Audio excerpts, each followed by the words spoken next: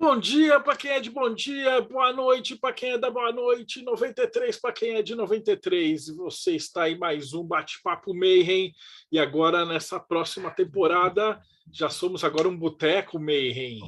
E hoje, pleno sábado à noite, Rodrigo Elutarque, seja bem-vindo. Salve, pessoal. Vamos aprender a acelerar processos?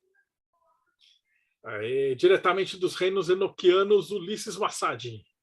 Fala galera, hoje é um tema bem bacana. Eu já vi uma live do nosso convidado em outro canal e realmente tem muito conteúdo, muita coisa para a gente aprender aqui hoje. E diretamente do Japão, Robson Belli. Salve, pessoal. Não posso deixar de fazer esse símbolo aqui, porque Crowley, nosso grande amigo, sempre falou desse assunto e é um assunto muito importante, até mesmo para a magia enoquiana. Vamos ver o que o Felipe tem para trazer para a gente hoje.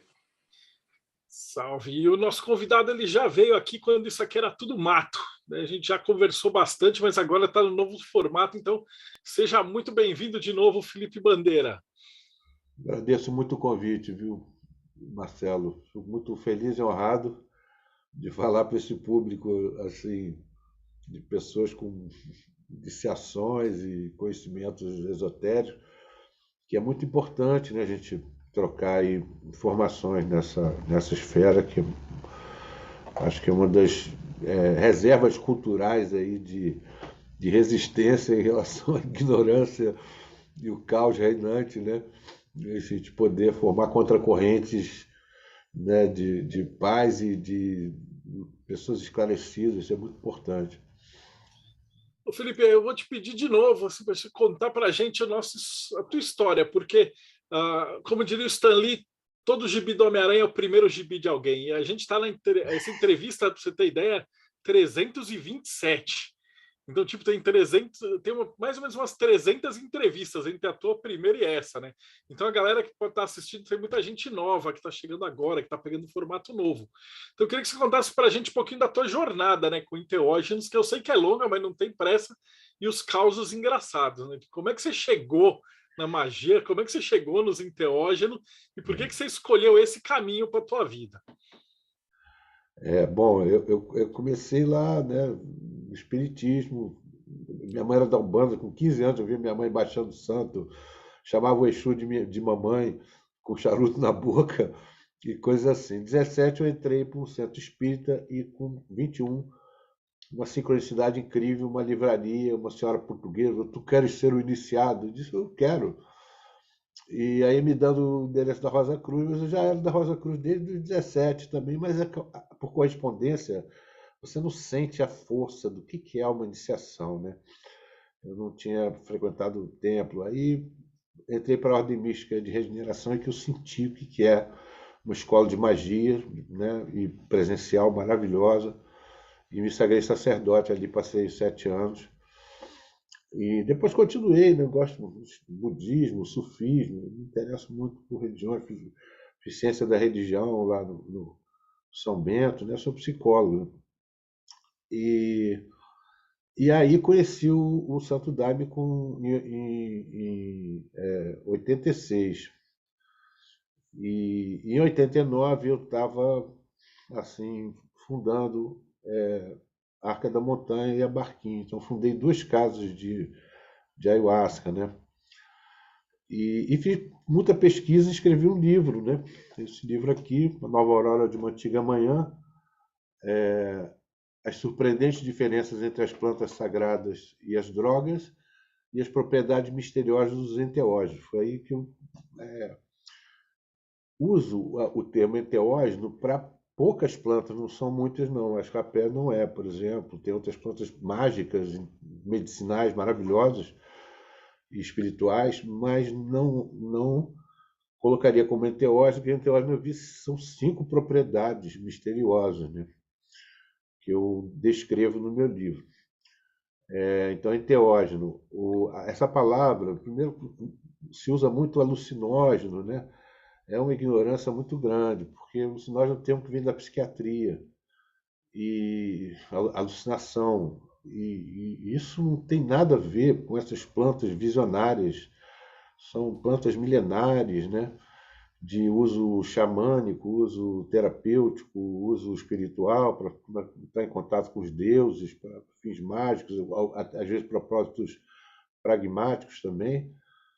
E o estado visionário sempre foi tido em alta conta na antiguidade, né? Na Bíblia, o profeta tem uma visão, todo mundo segue, né?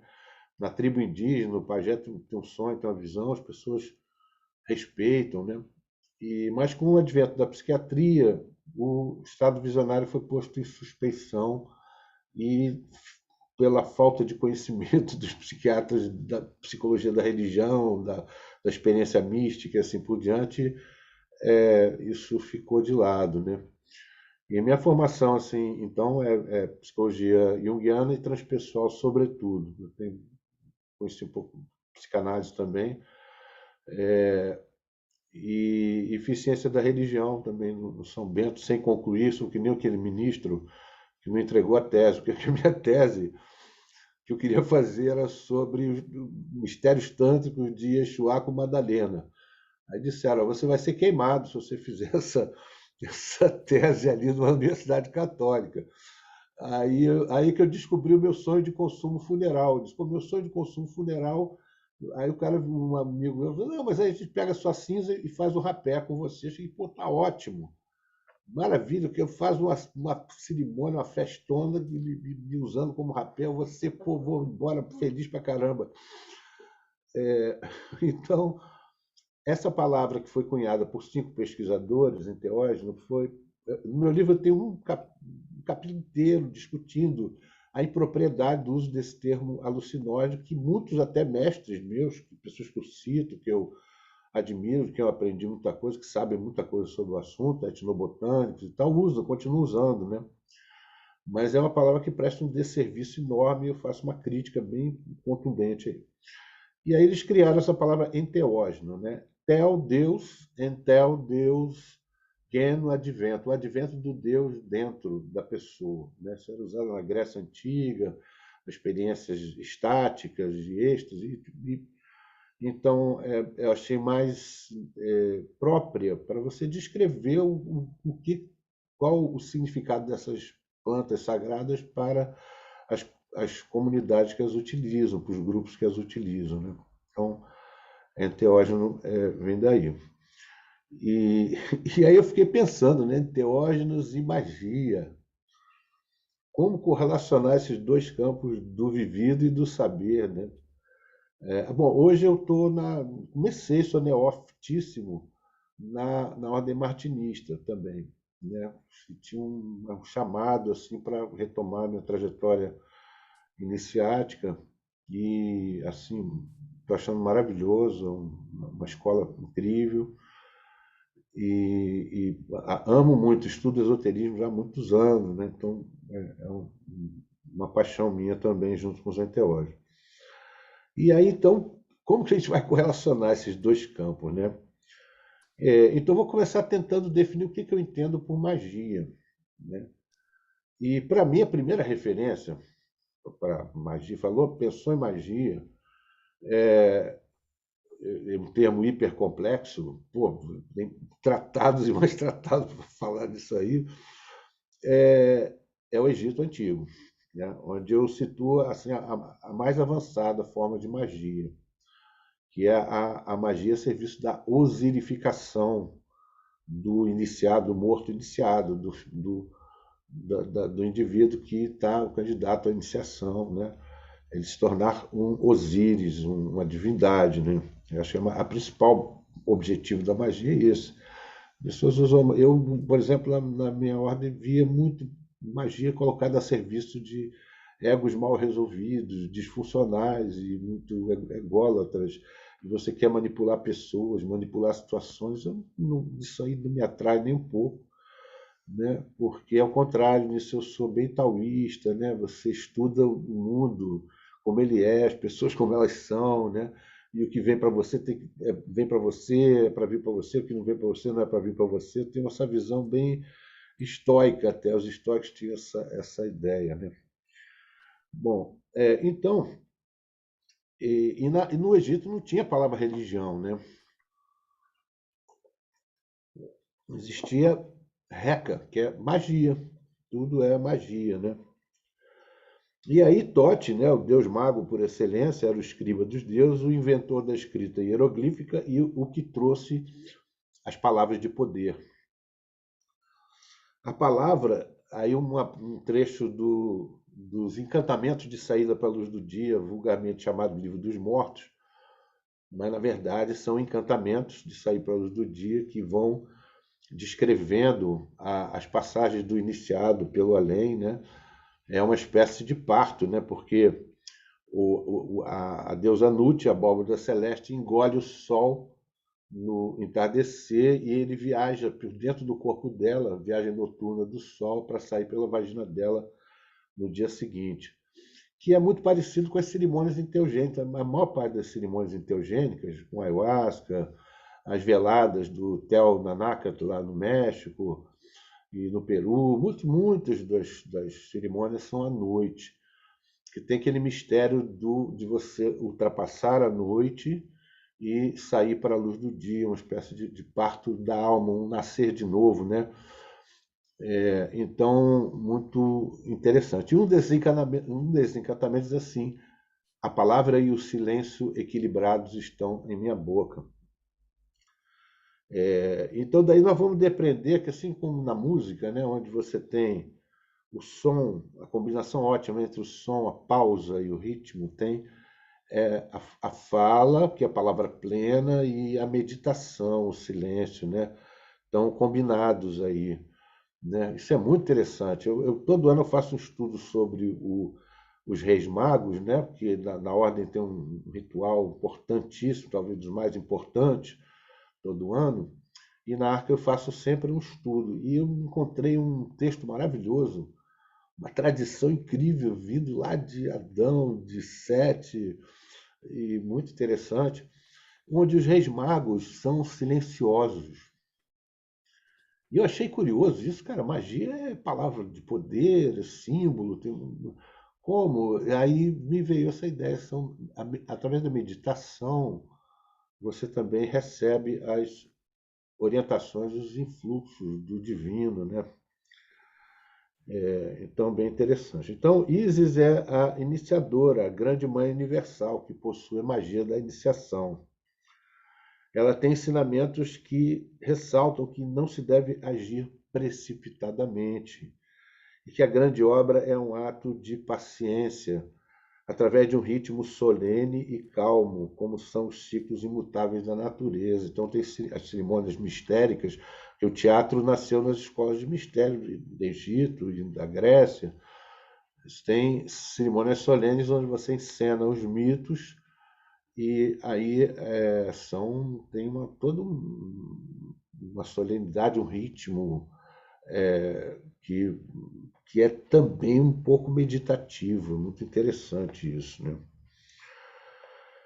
Então, na obra alquímica, ela é associada à realização da matéria da grande obra, sob a forma da deusa Shentaite, a viúva, né? Os maçons se dizem filhos da viúva, e é muito interessante. Quem é a viúva? A viúva é Ísis. E essa é a grande, a maior viúva, porque é a alma viúva do divino, né? Osíris, o de muitos olhos, como diz o Plutarco, né? Então, que foi desmembrado. Então, vocês veem que uma coisa muito prática. Hoje, a nossa sociedade, um dos maiores males do nosso tempo é a fragmentação do saber e das religiões também, né? Então, cada pedaço do Deus está numa parte, e o problema não é isso. O maior problema é que cada um que detém uma parte se julga ter o todo, acha que tem o todo e quer impor aquela parte para o outro que tem outra parte. Então é uma Babel, né? Que a gente estudou também o Pentecostes, o mistério de Pentecostes há pouco. O fogo sagrado, né, que desce do céu, e a pomba. Por que a pomba representa o Espírito Santo? Porque a pomba vai e sabe o lugar de volta, né? Então, o Espírito Santo é feminino, né? Dizer que a Trindade é masculina, não. Tem um elemento feminino, só que ficou meio escanteado e travestido de masculino aí ao longo dos tempos, que Yeshua foi um dos mestres mais traídos e deturpados de toda a história, sem a menor sombra de dúvida. Então, nós precisamos de transdisciplinaridade, transculturalidade e transreligiosidade, que é o que a gente tem na Arca. As pessoas comungam a ayahuasca dentro de um espaço onde você tem representações de muitas deidades e mestres de várias tradições, e a gente também estuda, temos uma parte de estudo durante a cerimônia, que a gente estuda também sem fronteiras, estudamos psicologia, estudamos hinduísmo, budismo, sufismo, xamanismo e cristianismo gnóstico, esotérico, a gente estuda de tudo, né? Então, ela é a força que não se resigna nunca, que é a vontade do iniciado, né? O iniciado tem uma vontade férrea, né? Que é o querer do touro, né? Até os animais da esfinge, os 4 verbos do iniciado é o querer do touro, que não é um capricho, um desejo, uma coisa que muda como bandeira ao vento, como diz Urumi, mas é um querer consciente daquilo que você sabe que é importante para realizar a missão. Querer o touro, ousar o leão, é preciso ter ousadia, porque todos os grandes mestres espirituais foram ousados, eles não ficaram na encolha, eles militaram, inclusive, para ajudar a sociedade, o grupo dos seus tempos. O saber da águia e o silêncio do anjo, né? Que são os elementos da iniciação, né? Então, Isis é a força que não se resigna nunca e, com seu amor, libera a energia para vencer a fatalidade. Esse é outro ponto interessante, né? O iniciado, ele tem, claro que tem trabalho por trás, não é só a iniciação que resolve, mas ele vai poder superar o poder dos astros. Isso é muito interessante, ele vai além da força dos astros através de uma realização maior, né? Então, isso é muito interessante, né? Isso não é logo no início. Por exemplo, eu tenho um outro estudo sobre como aqueles que se diziam iniciados nos mistérios viam os mitos. E uma das coisas lá que eu fui apurando, Platão, por exemplo, ele questiona o uso dos mitos para a educação de crianças, como era feito na Grécia e em outros lugares é feito também. Porque os personagens dos mitos não são bons exemplos humanos, né? Eles têm caprichos, eles traem, eles, quando não gostam, eles vão lá e perseguem, né? Então, o Platão diz uma coisa muito interessante. Ele diz que, para se estudar mitologia, isso deveria ser feito não apenas antes de se ter imolado um porco. E sabe-se que imolava-se um porco por ocasião do ingresso nos mistérios de Eleusis.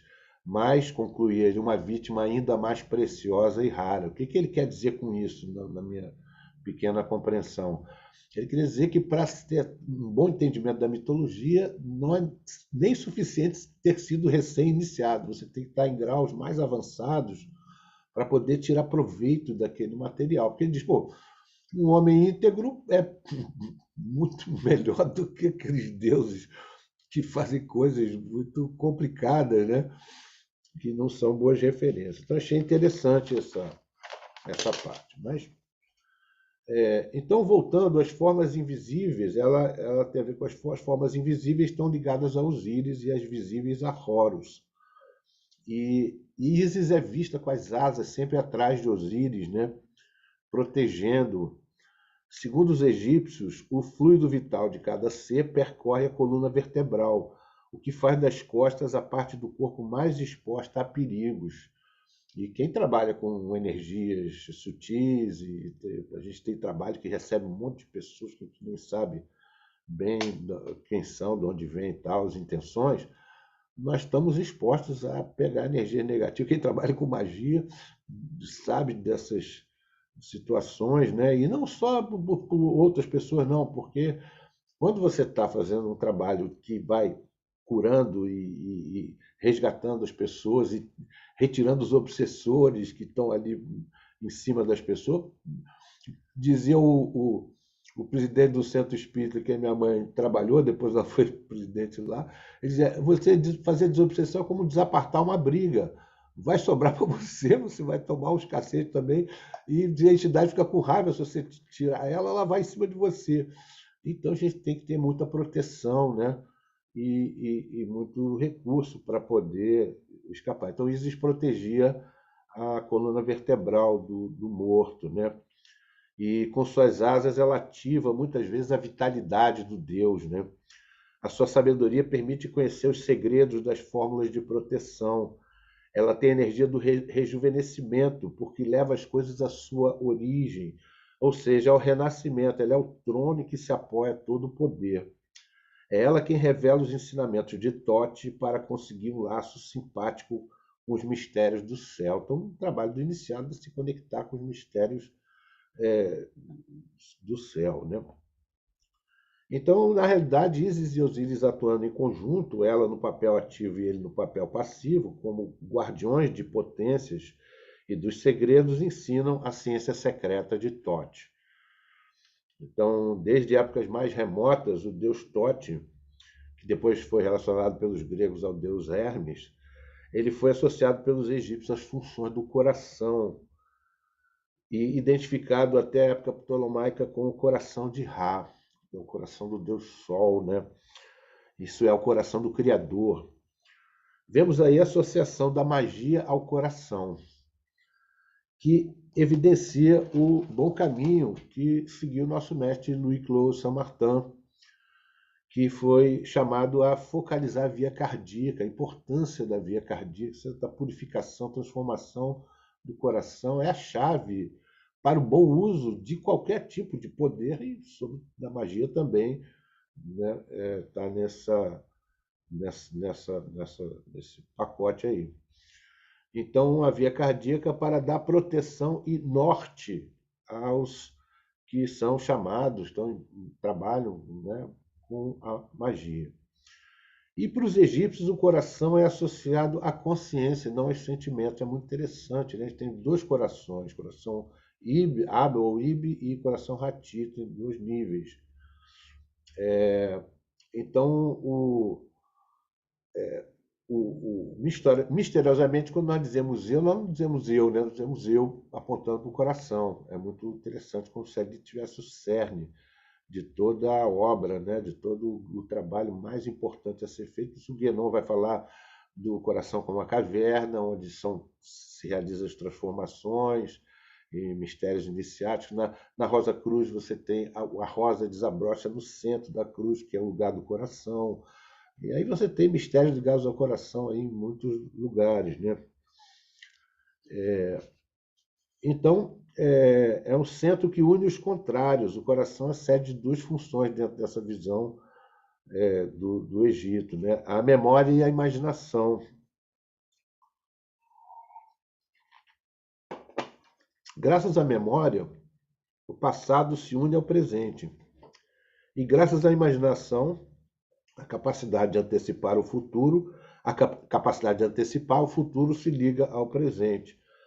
Tote, o Senhor do Coração, une assim os três tempos num só, né? O passado, o futuro e a eternidade, né? O momento presente, aqui e agora, que é também um dos grandes treinamentos da meditação. Você está aqui agora, né?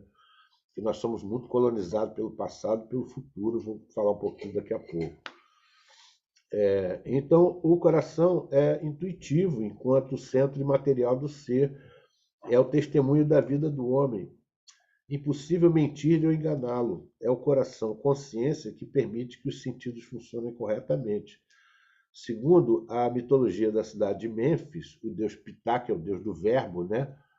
A gente tem lá, né, no início era o verbo, também muitas tradições na Grécia Antiga, na filosofia e no Evangelho, né? O deus Ptah concebeu o mundo no próprio coração antes de enunciar pela língua, né? Isso é muito interessante, né?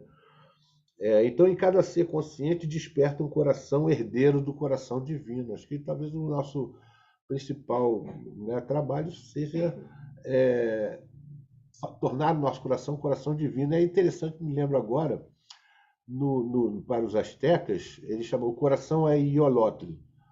todo mundo tem um coração, mas o trabalho do sacerdote, enfim, era transformar Iolot em Iol Teol, no coração divinizado. Observe que é a mesma coisa, né, lá do Egito, estamos falando dos mesmos mistérios, né?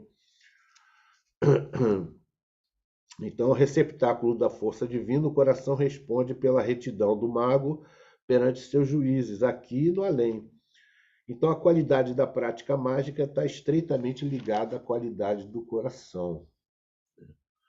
E aí tem outro ponto, né? Enquanto depositário da memória, vemos como o coração pode estar ligado às emoções, né? Tem o coração inferior e o coração superior. O superior é a sede da consciência. Estou com a consciência leve, estou com a consciência pesada.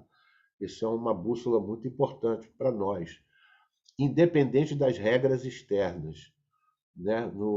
Tem um texto gnóstico, Trovão, Mente Perfeita, diz assim: se o teu eu, teu coração te absolve, quem vai te condenar? Se o teu coração te condena, quem vai te absolver? Então não se trata de seguir regras externas. O Jung fala que a ética é uma relação entre o ego e o self, o si mesmo. É você com o Cristo interior, ou Atman, ou seja, como queira chamar.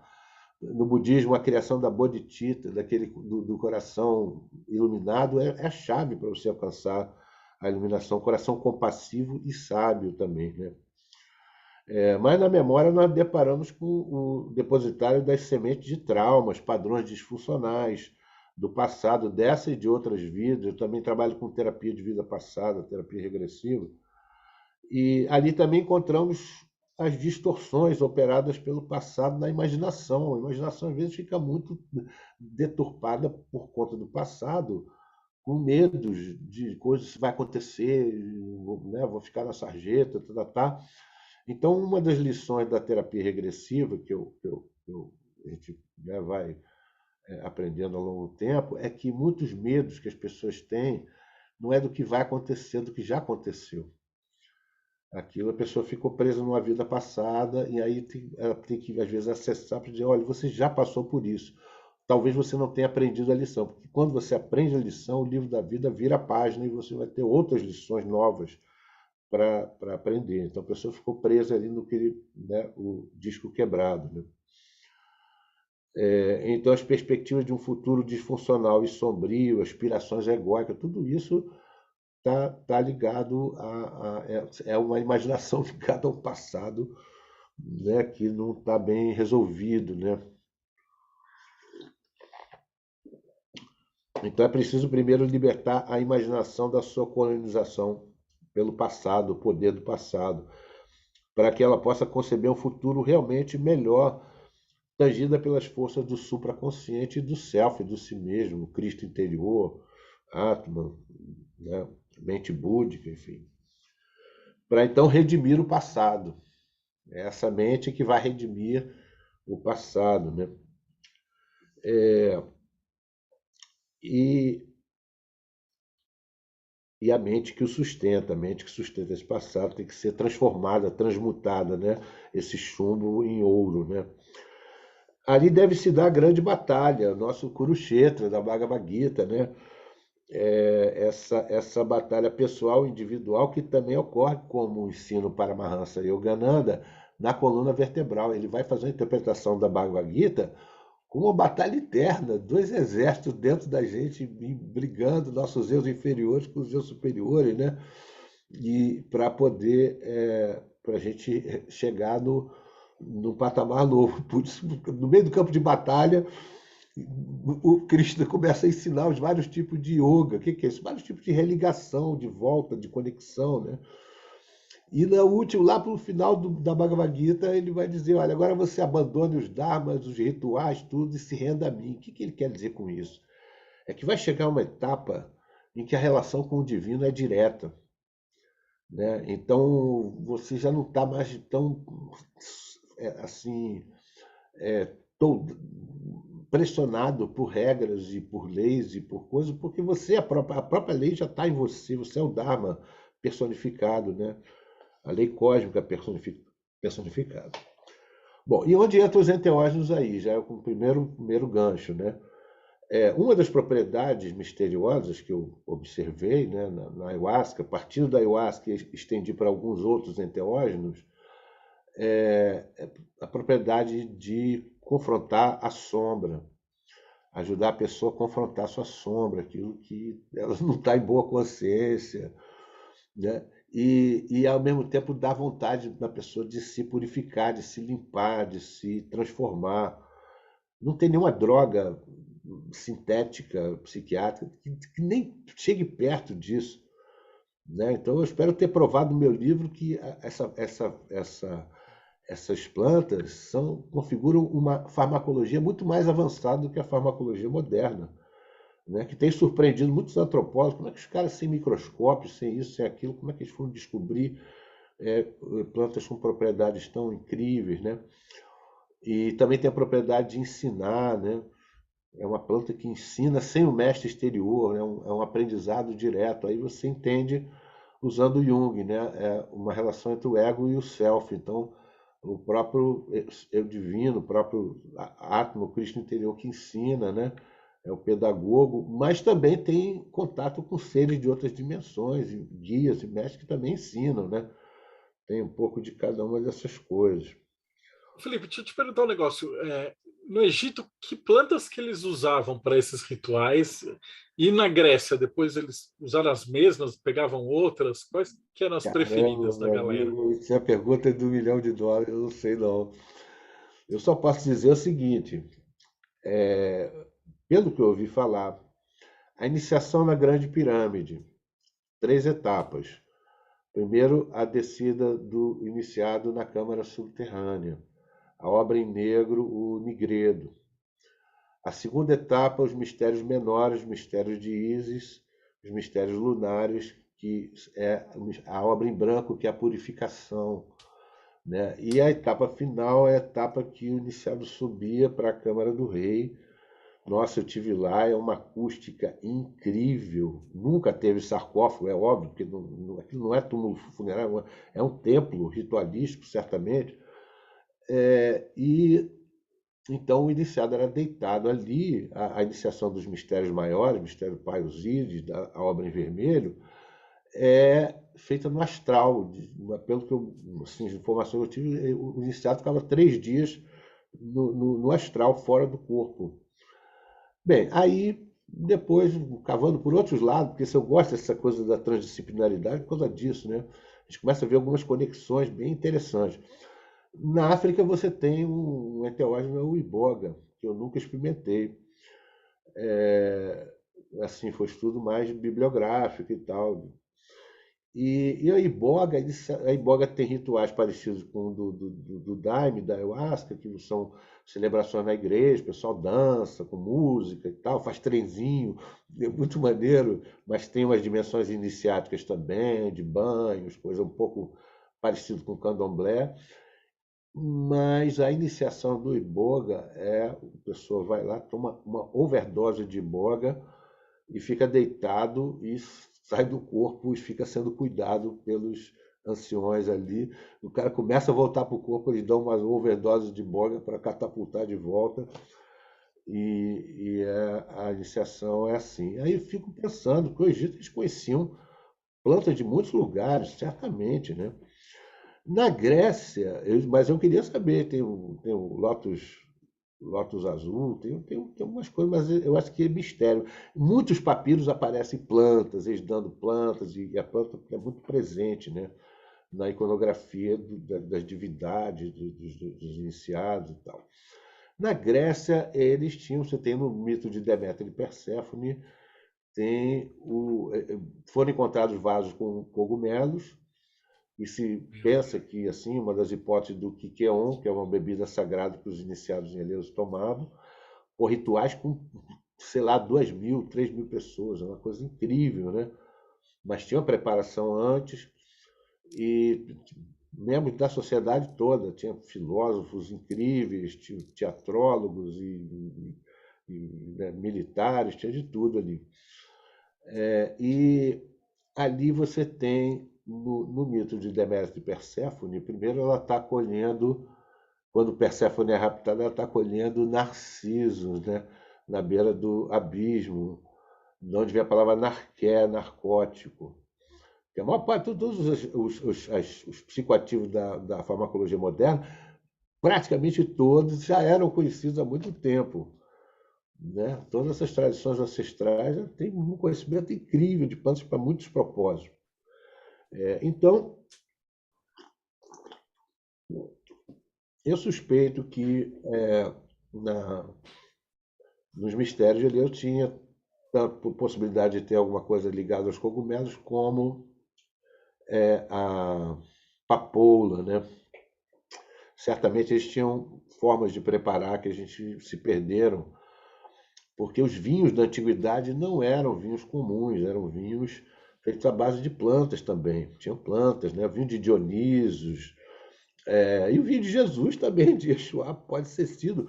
A palavra em aramaico, dami, que é utilizada para vinho por Yeshua, que falava aramaico, dami, né? Interessante também isso, daime, dami, né? E ela significa o sumo de uma planta. Então, provavelmente não era o vinho alcoólico. Hoje a gente tem um ritual com placebo, como diz o Jonathan Ott, né? Mas antigamente era um ritual, uma comunhão que você entrava em contato direto com o Yeshua mesmo. Ele vinha, baixava ali, né? Como diz os índios do Peyote, vocês vão para a igreja para falar sobre Jesus, nós vamos para Tipi para falar com Jesus. É só uma coisa. Então, Totti é o depositário do. Será que eu respondi? Não sei se era uma pergunta, eu já me perdi totalmente. Era, Luiz, você... Não, eu só ia fazer um comentário, era justamente o que o Felipe falou, né? O que eu imaginava, só na minha concepção, numa ideia, que seria o cogumelo, alguma coisa dessa linha, né? Porque seria algo provável de alguém provar o cogumelo, né? Porque você olha para ele, ele é convidativo a você pôr na boca, né? Eu imagino na antiguidade. Totalmente diferente do que a ayahuasca, né? Que é uma combinação que quando eu olho para ela, você fala assim, da onde os caras tiraram de misturar aquele cipó que não tem cara de nada, né? De sabor nenhum, com uma planta para conseguir atingir o que eles conseguiam, né? Que é o que a gente conhece hoje. No meu livro eu discuto essa questão e contesto a teoria do Maquina, que foi um mestre meu. Eu estive lá no encontro com ele, entrevistei ele, uma pessoa maravilhosa, estudo pra caramba os livros dele. Mas ele tem aquela hipótese disso, do ensaio e erro. Como é que descobriram esses Não enteógenos? faz sentido, não é Pergunta, possível. né? Que eu tento responder no meu livro. Então, quando você pensa no cogumelo, até no peiote, pode dar para você entender, mas a ayahuasca é impossível. Eu já É fui colher impossível. cipó na mata, são milhões de cipós. Como é que foram descobrir que aquele cipó Aquele, é quaisquer outro, perfeito. com aquela folha que não quaisquer outra, que não nascem juntos, estão longe? Você vai para um lado buscar folha, vai para o outro lado buscar o cipó. Combinados dessa forma e não de qualquer outra, ia dar uma bebida capaz de transformar a pessoa, de ter os efeitos assim tão medicinais e espirituais, Maravilhosos, né? mágicos, incríveis que ele tem, né? Então, aí eu vou tentar responder. Aí, primeiro, você vai nos povos da antiguidade e nos povos que usavam essas plantas, os mais, astecas, egípcios. Sempre foi um conhecimento que veio de cima para baixo, um conhecimento revelado. É aquilo que o Guianon chama de tradição, uma coisa que vem de cima, né? Os deuses, ou foi um herói civilizador, né? Nunca ali no livro de Enoque são os anjos que ensinam as propriedades das plantas. São sempre seres de um conhecimento mais avançado que trazem aquilo ali. Nunca Inclusive, os cogumelos têm toda uma ciência lá nos astecas, tem que sempre tomar os pares, tem todo. Não é só o cogumelo, tem um conhecimento imenso que envolve a utilização daquele enteógeno, né? E tudo isso é muito misterioso, né? Isso, aí as três teorias que me vieram para explicar isso, essas plantas, essa farmacologia muito avançada, mais avançada do que a nossa. Primeiro, a existência de civilizações muito desenvolvidas no passado remoto da humanidade, das quais os nossos indígenas são herdeiros. Muito conhecimento se perdeu, mas imagina, vai ter um cataclismo, o mundo vai acabar, não vai ter internet, vai ter computador, não vai ter nada. O que você vai salvar? Pô, cara, uma bebida capaz de trazer consciência e de resgatar, de me trazer para o meu estado de conexão novamente. Não tem nada mais importante do que isso. Então, a primeira hipótese é essa. E aí você vê conhecimentos de astronomia, pirâmides, coisas incríveis, né? E você fica pensando como é que eles chegaram nisso. O Egito, de repente, aparece um Egito incrível que depois vai decaindo, né? Você pega fases do Egito, mas muito antigas, são as fases onde a sofisticação é muito maior, né? É tudo muito misterioso. Para mim, a história do passado da humanidade não está bem contada ainda, vai ter que ter. E tem a ver também com limitações cognitivas, questões ideológicas, né? Porque eu trabalho no meu livro também uma linha de antropólogos Hare Krishna que eles vão mostrar um monte de fatos que contrariam a teoria da evolução, a teoria darwiniana, e que são varridos para debaixo do tapete, porque a ciência faz muito isso, né? Ela vai para debaixo do tapete, o que não interessa para a minha teoria ficar ali reinando, né? Não tem essa história de busca da verdade, tem parte, mas tem um outro lado da história que a gente não tem muito, assim, muita gente precisa tomar consciência dessa parte da história, né? E a segunda hipótese foi, eu estava num workshop com o Sapain, e o Sapain começou a contar como é que foi a iniciação dele. Ele diz que o pajé deu um charutão para ele, e nesse charutão ele fumou, entrou na floresta, os espíritos começaram a mostrar para ele cada planta o que servia. Você tem nos Runicuim, nos Yamanauá, o mito da jiboia. Não é uma jiboia, não é um ser assim, uma cobra comum, é um ser, um encantado, é um ser inteligente que trouxe o Runi, o Nishipan. Você vê as tecnologias reveladas que vêm de cima para baixo, outro estudo que eu fiz. É um banda, de repente aparecem os espíritos trouxeram banda. Veio através de uma pessoa, mas na verdade aquela tecnologia toda incrível que funciona, que está aí difundida em muitos lugares, veio de cima para baixo. O mestre Irineu, que ele diz que foi a Virgem da Conceição que deu aquela metodologia nova para ele. Frei Daniel, mesma coisa, foi para o astral, viu uma mesa com 12 livros azuis da cor do céu e recebeu a barquinha. O mestre Daniel conheço menos, mas a história deve ser mais ou menos essa. Então, muitas coisas que nós temos hoje na sociedade foram coisas que vieram, metodologias, tecnologias que vieram de cima para baixo. Né? E a ciência simplesmente não considera isso, porque não considera a existência de dimensões espirituais, não considera a existência de um mundo multidimensional, a casa do Pai com muitas moradas, e não considera que realmente tem muitas coisas que vêm de cima para baixo. E a terceira hipótese, que também nenhuma delas a academia vai aceitar, certa vez uma senhora muito humilde, eu estava dando um curso sobre sonhos, e ela me ligou, queria muito vestir roupa, não sei o quê. Os caras achavam que era um terreiro de Umbanda. Mas eu não posso, eu moro muito longe, papapá. Mas eu quero contar para você um sonho que eu tive. Você falava mal português. Eu estava lá na floresta amazônica, que ela nunca foi, e vi lá umas plantas assim, que para ela era mato, dentro de uma coisa de vidro, que eu achei, pô, parece uma estufa, né? De repente apareceu um ser de 3 metros de altura, virou para ela e disse assim: você está vendo essas plantas? Ali está a cura dos males da humanidade. Eu fiquei todo arrepiado com isso, né? Então você vê, hoje você tem recursos para erradicar a fome, as doenças principais, dar moradia, dar condições dignas, mínimas dignas, mas não se é feito porque não tem vontade política, prefere gastar tubos em armamento, né? Coisas que são só para destruir, para matar, não serve para nada aquele negócio ali. E Então você pensa uma bebida capaz de mudar a mente de uma pessoa, capaz de torná-la mais ética, mais solidária, mais guardiã da natureza, porque quem bebe ayahuasca, outra característica que a pessoa acaba ficando, ela se torna um amigo da natureza. Ela vê, pô, na natureza tem chave da minha própria cura, da minha própria iluminação. Eu tenho que preservar e proteger a natureza. Então, eu gosto muito desse tipo, aquele programa lá como é que é? Esqueci o nome agora, dos alienígenas do espaço.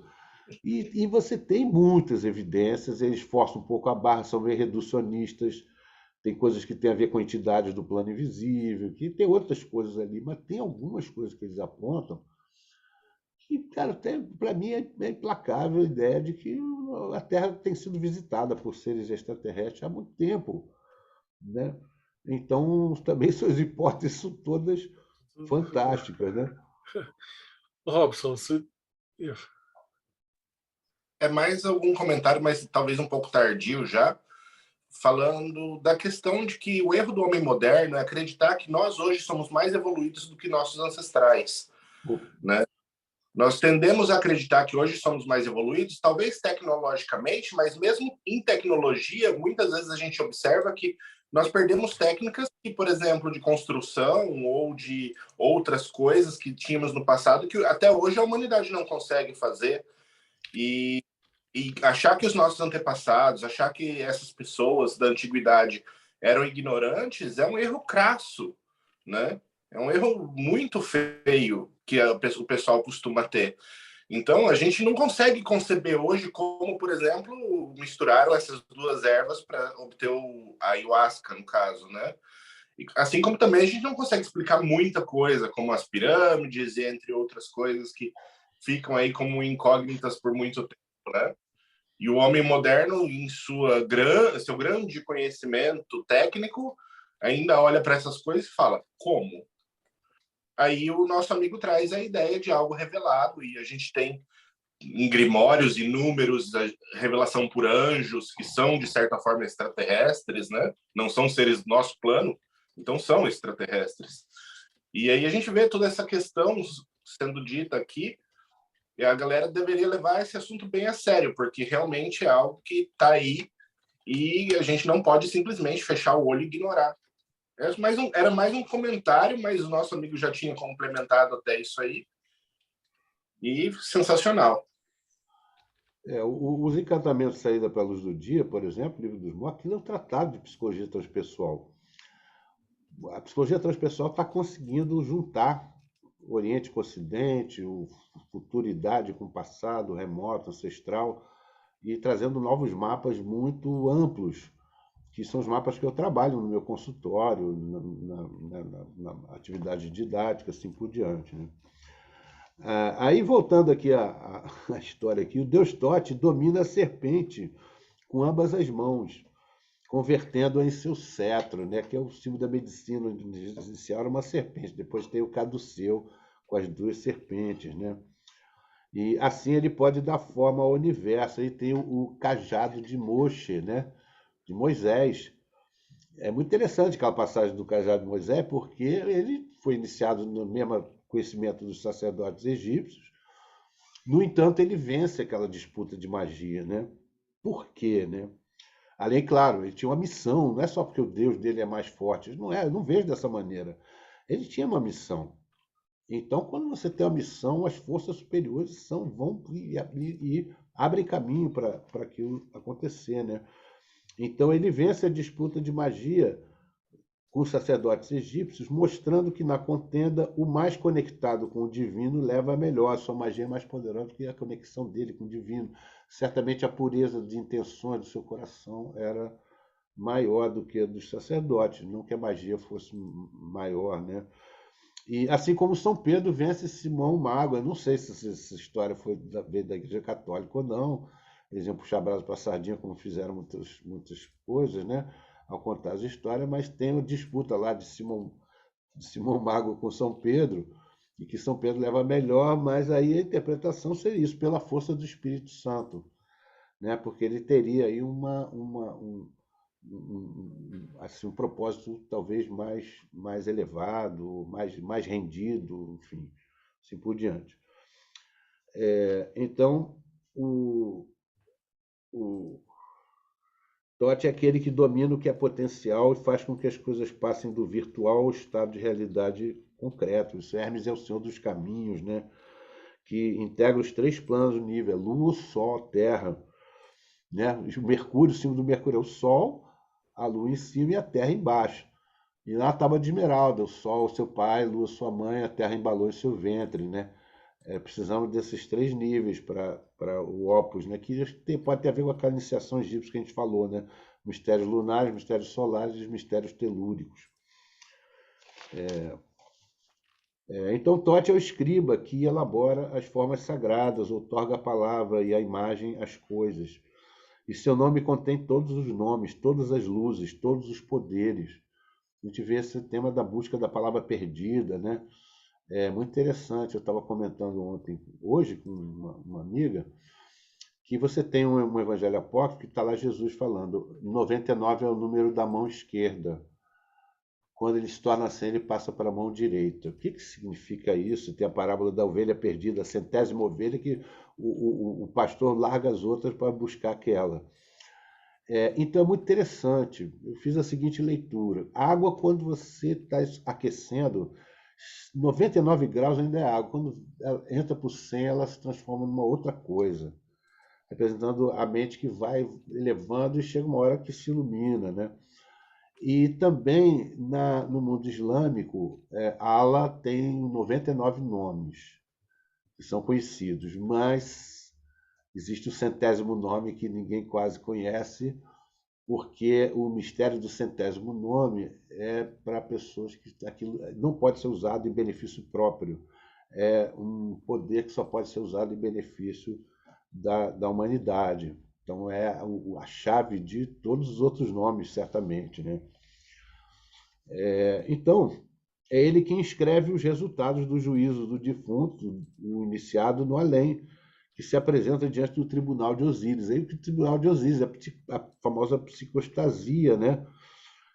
Então, no pensamento egípcio, a atividade simbólica está no coração de todas as metamorfoses. Então, é muito interessante, porque o morto tem uma balança, né, representando também a justiça e tal. No prato da balança está o coração do morto, que, como vimos, é a sede da consciência, está leve, está pesada. E do outro lado, uma pluma de Maata, deusa da verdade e justiça.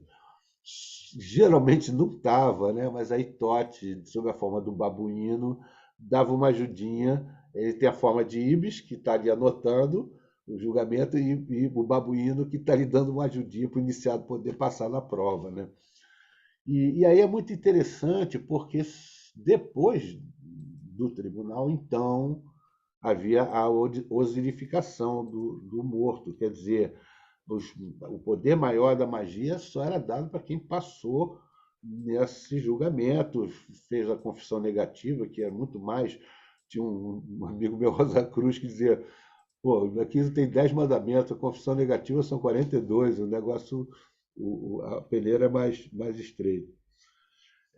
Então, é muito interessante. Nos dias atuais é muito difícil entender o sentido que os egípcios davam para a magia, né?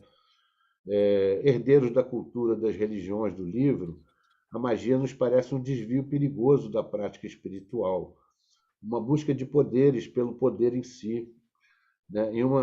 Tem a ver com uma civilização que nós nos sentimos inferiores, nos sentimos impotentes, né? Pessoas carentes. Então a magia acaba ficando: eu quero arranjar um marido, estou precisando de grana, não consigo pagar minhas contas, e acaba sendo. E uma das coisas que o Buda se surgiu na Índia era meio isso também, né?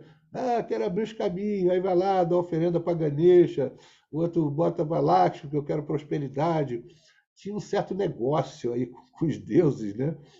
E o Buda muda de nível essa história. Mas, então, o uso da magia como autoafirmação, para melhorar a autoestima ferida, forma de dominação, e às vezes uma aliança com forças obscuras e malignas. Às vezes a pessoa selou pacto com forças obscuras e malignas em outras vidas, que eles vêm buscar você nessa vida e ficam atormentando a pessoa aqui, criando problemas na vida da pessoa, né? E aí a gente tem que ir lá fazer regressão, ver o que aconteceu, porque tem alguns obsessores que você não retira com os processos convencionais de terreiro, de centro espírita, porque eles têm uma autorização de estar ali. Ou são as vítimas de vida passada, e nós éramos os algozes, então a gente tem uma autorização espiritual kármica para estar ali, ou às vezes são essas entidades que a gente selou algum pacto e estão vindo cobrar, então você tem que desfazer isso aí. É um trabalho desafiador, bem difícil. Felipe, mas esse tipo de baixa magia, vamos chamar assim, de você fazer o pacto para acabar com alguém, coisas não voltadas para a essência, eles se divergem dos enteógenos, né? Ou não? Olha, eu sei, Porque quem estaria usando esse tipo de coisa ainda vai ir para esse caminho? eu sei de pessoas que, infelizmente, ainda estão muito no nível mais assim rudimentar e que tentam, porque eu acho que o enteógeno é uma das coisas mais indômitas e difíceis de você usar com esses propósitos de manipulação. Eu fui de um grupo que tinha um monte de instruções muito loucas, umas coisas, né, muito surtantes e muito violentas, acusativas e tal, jogando culpa nas pessoas. E eu recebi diretamente, através do Dani, um monte de coisas diferentes, ficava maiores êxtases eu tive ali naquele grupo, e depois recebi o chamado para ir para outros lugares. Então, as plantas têm isso, experiência direta tem essa coisa libertadora, né? Você não fica muito preso com essas coisas de hierarquias e essas coisas de dominação, de lavagem cerebral, essas coisas, elas são anti-lavagem cerebral, o que é muito bom, né? Mas sei de pessoas que ficam fanatizadas com ayahuasca, sei disso também. Mas, na verdade, você tem também uma grande oportunidade de estar livre se você se conectar direto com teus guias, os seres que cuidam de você, mestres de luz avançados, você não fica protegido ali, mesmo que você esteja num ambiente meio pesado, meio complicado. Então né? sempre rolava uma treta entre as religiões organizadas, que tinham intermediários divinos, e esses grupos que usavam essas plantas de poder, né? Ao longo, você não tem nenhuma religião organizada que usava isso. Porque até mesmo quando você vai falar dos rachixins lá, dos muçulmanos, né? Eles eram uma seita à parte, né? Não eram considerados dentro da religião. É muito tranquilo, você pega os gnósticos cristãos, que os ortodoxos são os vencedores da história. No início, a igreja, os gnósticos e os ortodoxos estavam juntos. Né? Teve um desses bispos, não sei se era Valentino, foi bispo da Igreja Católica, mas aí eles saíram e fundaram um movimento à parte. Então, entre os gnósticos, eu acho muito provável que existisse alguma planta visionária. Porque a Anne Pages vai descrever muitos tendo estados visionários e alguns dando orientação, porque o estado visionário não é uma coisa assim, matemática. Tive a visão, aí vou lá mexer na minha vida e mudar as coisas. Não é bem assim, não. Às vezes tem que interpretar como um sonho. Tem miração, que são miragens, não são mirações de fato. O meu mestre, meu padrinho, dizia que tem que ter 3 confirmações, pelo menos, para você mexer em alguma coisa importante da sua vida em função de miração. E tem muita miragem. Você vai lá, vai daquele jeito e faz aquilo ali que está ali e dá com os burros na água, porque não é uma coisa real. Então tem muitos canos e critérios. Então, muitas tradições tiveram isso, né? Os da experiência direta e o pessoal que ficou enfim, no rito só, nas práticas mais externas, né? Isso é muito frequente, né? Então, um dos pontos é interessante que essa palavra reca, né, que é o meio pelo qual os níveis material e espiritual se relacionam entre si, essa palavra é feita de 2 hieróglifos, né? Ré significa nó, K é a força procriadora. Então, a aura, potência magnética que dá alento ao corpo e o protege. Então, podemos traduzir Reka como o poder do nó ou de ligar, reunir, atar. Vemos aí sua ligação com o tema iniciático, estudado por Guénon, reunir o disperso, Hermes, na Bíblia lá, o que ligar na terra liga no céu, o que desligar na terra desliga no céu, os princípios da magia, né? O princípio da correspondência, hermético e tal. Então, isso é também muito interessante, né? E também ali, atar algo significa fixar, proteger. 7 nós protegem Osíris. Ísis, a deusa da magia e do conhecimento, tem como atributo o nó Tit. Então você vê muitos dos cordões dos iniciados, em várias escolas, da minha tinha, tem nós também, né? Esses nós representam essa proteção, né? E aí é interessante, porque o Reka também é o poder pelo qual o espiritual se torna manifesto, assimilado a Atum Keper, o escaravelho, que é a primeira luz que surge no horizonte, pai de tudo que é manifesto, que expressa como multiplicidade o mistério do Deus Uno. Também tem aquela ideia de que os sacerdotes egípcios tinham a ideia do monoteísmo, eles não eram politeístas, como muitos arqueólogos e historiadores supõem, né? Mas Deus tem muitas manifestações, né? Então, se multiplica em muitos deuses, são cisígias, são emanações, né, do Deus Uno. Atum, aquele que não é, interessante, né? Por que aquele que não é? Aquele que está antes da criação, né? O Criador é o que fez antes de tudo que foi feito, né? E ele é associado ao hieróglifo dos quartos traseiros de um leão, que significa a palavra criadora. Poder e força são seus atributos naturais. Então tem essas coisas, né? Então Reka é sobretudo o meio pelo qual o ser humano e finalmente a criação volta à divindade una, a fonte não manifesta de tudo que existe, que é a reintegração de Martinet de Pasquali, de Nicolas Saint-Martin, que é uma das metas mais importantes do Opus, né? Então tem uma íntima relação entre Reka e Maat, né? A ordem justa, de verdade e justiça, é o Dharma sagrado, a lei. Reka equilibra as desarmonias e produz como resultado Maat. A magia tem essas dimensões, né? Então, aí vou pular em um monte de coisas para a gente entrar nos enteógenos, né? Falamos pouco. Então, nós podemos traçar aos primórdios as primeiras práticas mágicas, o xamanismo, forma de religião, de medicina mais antiga da humanidade, está ressurgindo em tempos modernos, entrando nos grandes centros urbanos. Eu falo isso no meu livro, isso é um fenômeno antropológico, histórico, muito interessante. Por quê, né, cara? Por que está tendo esse renascimento aí do xamanismo em tempos modernos, né? Aí fico pensando, porque, em algum sentido, deve nos faltar aquilo que existe ali, né?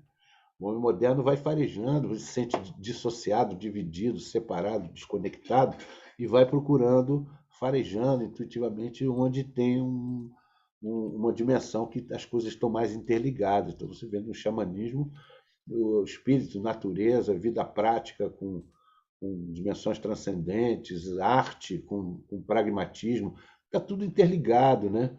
A gente não tem uma separação, corpo, sexualidade, está tudo dentro, né? Não tem essas cisões, essa desfragmentação que nós sofremos.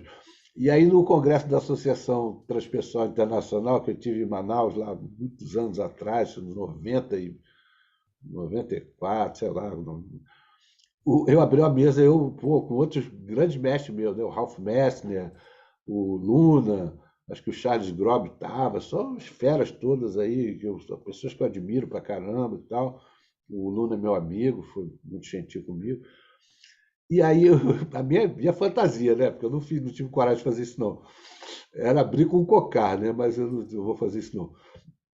Aí, a primeira coisa que eu falei é o seguinte: o fato de o xamã ter o poder de chamar um espírito para curar, e nem o antropólogo, nem o médico, nem o psicólogo, nem o psiquiatra tem, significa que, em algum sentido, a tecnologia dele é mais avançada do que a nossa. Então, aí tem o xamanismo, a prática mais antiga, retornando, né, com muita vitalidade, que utilizava muitas plantas mágicas, muitas plantas sagradas, né, na promoção das experiências diretas com os deuses, né? Então, as plantas estavam associadas às formas mais antigas e ancestrais de magia. Muitas escolas iniciais que tinham planta. Só que era um mistério. Como é mistério, as pessoas não revelavam isso. Então, existia muito mais do que a gente imagina. Eu presumo isso. Por exemplo, Urumi, Jalaluddin Rumi, ele era um mestre já consagrado, com escola, com grupo, com discípulos e tal. Chegou lá pela segunda metade da vida, o encontro dele com Shams de Tabriz. O Shams de Tabriz era dos rachixins, ele trabalhava com rachixe e certamente conhecimento de outras plantas. Quando ele conhece o Shams de Tabriz, ele muda completamente. Os discípulos ficam enciumados, ele se trancava com o Shams, ficavam dias ali fechados, a gente não sabia o que estava acontecendo. Eu suspeito que tinha alguma iniciação em plantas, que ele muda completamente o caminho dele de uma coisa mais filosófica e tal, para uma experiência direta, um giro sufi e uma experiência de êxtase, né? Dança. Imagina aquele mundo árabe, como é que o choque, o impacto que isso causou, né? Que deve causar até hoje, os sufis são meio estranhados ali. E ele recebia o Masnavi, que é um dos maiores textos de teologia que eu já vi de todos os tempos. Ele recebia em êxtase, ele ia girando e recebendo, e ditando, e alguém vinha anotando, né? Então, isso é muito forte, né? Bom, então, aí ficamos pensando, uma das questões que nós tiramos hoje. Houve evolução ou decadência e degradação? Até que ponto uma coisa, até que ponto outra, sabendo do etnocentrismo da ciência moderna, temos que vencer isso aí, né? No meu livro também eu uso um cara que ele é antropólogo e psicólogo, Holger Kawait, alemão, muito interessante. Ele tem tanto uma boa experiência clínica como experiência de campo. E ele diz que ia chegar um tempo que precisava uma geração nova de pesquisadores que fossem xamãs, iogues e também antropólogos e psicólogos, porque os xamãs são muito desconfiados. Eles têm muito conhecimento de plantas que eles não passam para ninguém. Por quê? Ao longo de muito tempo vinha aquele pesquisador lá de Harvard, da Sorbonne, não sei o que, estudava as coisas dos índios, ia-se embora, fazia uma tese lá na Europa, Estados Unidos, ganhava um dinheirão e não pensava, não beneficiava os índios em nada. E usava do jeito dele aquilo ali, né? Então é preciso uma geração de pessoas que tenham um treinamento xamânico, que conquistem a confiança dos xamãs, dos mestres, e possam ser obedientes assim, olha, o que eu posso revelar, o que eu não posso revelar, até que ponto, sabe, que tenham esse compromisso, e aí eu acho que nós vamos conseguir conhecer muito mais coisas, porque é um saber que está se perdendo. Vamos conhecer muito mais coisas do que na postura arrogante que tem sido assim muito constante, né? Bom, então essa história das civilizações já falamos, né? O Soma Védico, o Huxley diz que o yoga surgiu porque o Soma começou a escassear. Então, os hinos mais antigos, o Rig Veda, que é um dos Vedas mais antigos, tem vários hinos dedicados ao Soma, uma bebida sagrada, como um deus. Ele era visto como uma divindade, a bebida sagrada. É uma pena essa fórmula ter se perdido. Algumas pessoas dizem que tem a fórmula, eu não sei se é bem, se tem essa, se existe isso não. Outro ponto, né? Então, o que significa a constante associação desses enteógenos com os mistérios, né? No Egito, na Grécia, Eleusis, Dionísio, Mitra, os mistérios de Mitra tinham uma bebida sagrada também, Yeshua. E na Idade Média, então, tem muitos indícios, né? Certa vez eu fui para Noia.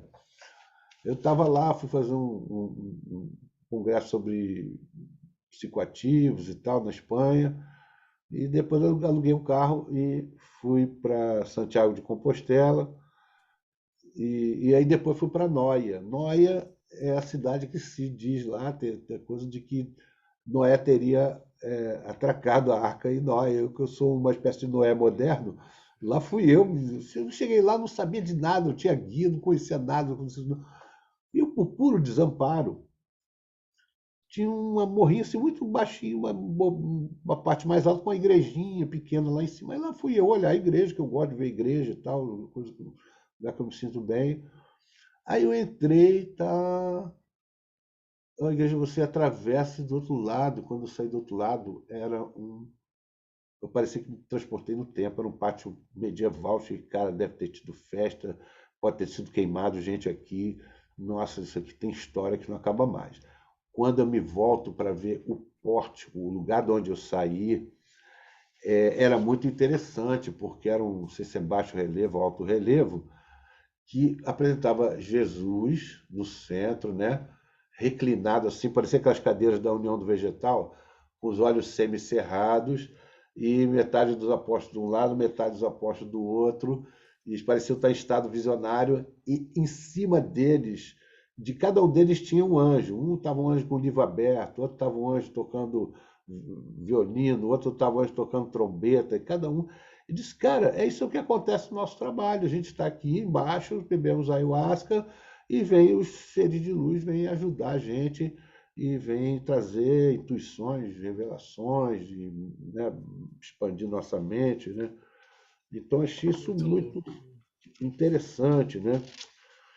Então diz o Maquena, vou ler um trechinho do Maquena: mais precioso do que as notícias sobre o antineutrino, mais cheio de esperança para a humanidade do que a detecção de novos quasares, é o conhecimento de que certas plantas, certos compostos, destrancam portas esquecidas, levando a mundos de experiências imediata que confundem nossa ciência e de fato nos confundem.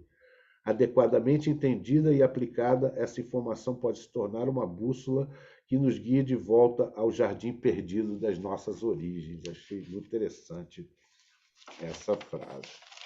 Então está terminando, hein, gente? Eu sei que eu sempre me estendo muito, é uma coisa. Eu sou muito apaixonado por esse assunto, né? Então, entre os gnósticos havia algum método visionário, a gente já falou, né? E por que que Yeshua teria deixado como elemento central uma refeição sacramental e fazer isso em minha memória para evocar a presença dele? É muito curioso isso. Tinha milhões de símbolos que ele podia usar, né? Então, você ingere o corpo e o sangue do Deus, como faziam os xamãs, como faziam iniciados em outros tempos e lugares. O cogumelo Tel Nanakatl é a carne dos deuses. E você come ele com os dentes da frente, você não mastiga o cogumelo como faz ele com a hóstia, né? Então é isso. Por que nós nos deparamos ao longo de todo o globo, né? Também em diferentes tempos e espaços, com o tema do voo. Você tem na China, que tem muita tradição com cogumelos, fitoterapia, muito sofisticada também na medicina chinesa. Você tem os imortais cavalgando o dragão, voando no céu. Você tem o voo da bruxa na vassoura. Você tem o tapete voador no mundo árabe. É muito curioso isso, né? E sempre com conotações sobrenaturais, de ir além da realidade ordinária, adentrar mundos mágicos estranhos, né? E também encontrando essas referências em mitos e contos de fadas. Então, nós temos aí fortes indícios, e talvez prova, né, desse uso consciente dessas plantas também na Idade Média. Eu mencionei essa passagem, né? E aí o significado do renascimento dos cultos enteogênicos, já falamos, né? E aí a grande questão que eu vou deixar para vocês assim, né? Como voltar a combiná-los com as iniciações esotéricas, ordens e cultos gnósticos ancestrais, construindo ao mesmo tempo uma ponte para a modernidade e para as urgentes e emergentes questões da realidade atual, porque tem coisas que a gente tem que atualizar, né? A Bíblia, a palavra de Deus, peraí, a Bíblia foi escrita por um monte de gente, em diferentes contextos históricos e culturas diferentes, com costumes que são completamente ultrapassados, defasados. Não pode seguir a pé da letra como se tudo ali fosse. Ela foi escrita por pessoas inspiradas, iluminadas, e tem muitas elementos da Bíblia que podem parecer históricos e às vezes se alicerçam em dimensões históricas, mas estão tratando de dimensões transcendentais. Não esquecer que a Bíblia é um livro de teologias escrito para ser utilizado com propósitos teológicos, a fim de ajudar as pessoas a se conectarem melhor. Né? Então, a parte histórica, às vezes, no Egito eles faziam muito isso, na cidade de Mênfis, na teologia menfita, mas as cidades representavam dimensões do plano invisível, é o compasso, o esquadro, né? Do visível para o invisível. Então, eles usavam Yeshua, usa muitas metáforas do semeador, coisas do dia a dia daquela cultura para falar de questões eternas, espirituais e transcendentais, né? Então, isso tudo é muito interessante, né?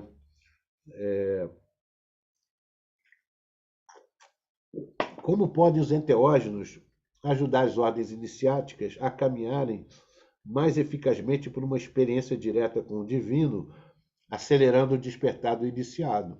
Certamente. Eu gostaria muito de encontrar uma escola iniciática que tivesse também a planta em algum grau, porque acho que é até necessário, porque não acontece hoje, qualquer um chega e bebe daime logo de cara. Se a pessoa tiver uma preparação, tiver uma formação, uma educação prévia e está com a mente e atitudes na posição adequada, ela vai tirar muito melhor proveito, vai ter menos peia, vai ter menos purga, menos limpeza. Ela já chega num patamar bem melhor, né? Outro, como as escolas iniciáticas, o esoterismo, suas práticas e ritos podem auxiliar os enteógenos a atuarem em mais elevadas potências, ou mesmo na potência máxima, porque eu acho que você, combinando as práticas esotéricas iniciáticas com o enteógeno, o poder, a força daquilo fica intensificada. Né? Então, são caminhos novos, ou caminhos que talvez já existam, mas que a gente precisa desbravar mais. Né? Então, porque, como vimos, o ambiente e o rito produzem influências decisivas nas experiências enteogênicas. O ambiente é fundamental. Né? O ambiente e a preparação também que a pessoa faz antes da cerimônia são chaves para experiências mais positivas, mais produtivas, mais sofisticadas, mais avançadas e com maior poder transformador e de ressurreição em vida. Porque tem aquela história gnóstica, você tem que ressuscitar em vida. Essa história de que você, depois da morte, que isso aí, o mistério cristão, ressuscitar em vida. O que é ressuscitar em vida? Ressuscitar em vida é você nascer de novo. Ressuscitar em vida é você beber a ayahuasca, que você morre, é o vinho das almas, o vinho dos mortos também. Você morre um pouco para o eu velho e nasce para uma identidade nova, né? Assim, revolucionada. Né? Tanto muitas iniciações o cara raspa a cabeça, recebe um nome novo, que tudo são elementos que vão fortalecer, firmar uma nova identidade espiritual para aquela pessoa. Né? Então, outro ponto interessante, assim, no budismo você tem o caminho do alto poder e o caminho do outro poder. Bem, o que é o caminho do alto poder? Eu vi, por exemplo, na ordem, o caminho do alto poder. Porque o caminho espírita, da mediunidade, você fica passivo e a entidade vem e faz e tal, e atua, né? E quanto menos você interferir, melhor e tal. E, de repente, eu vi na ordem uma coisa completamente diferente.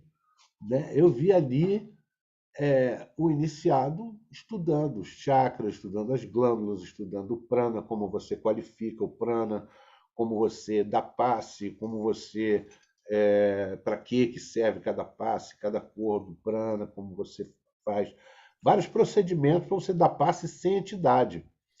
E eu achei isso incrível, achei, cara, pô, muito melhor, porque se tiver entidade, você dá passe, se não tiver entidade, você dá passe também.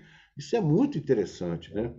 E ao mesmo tempo, por outro lado, eu via também, porque eles eram contra a mediunidade. Eu passei por muitas vidas e vindas na questão da mediunidade, por isso que eu tenho A gente tem muita mediunidade na Arca, mas eu tenho uma visão assim cuidadosa em relação à questão da mediunidade, tive várias experiências, não vou contar aqui agora, mas que me mostraram que tem contaminações, o inconsciente do médium, interferência do médium e muitas coisas. Então, não é um fenômeno puro.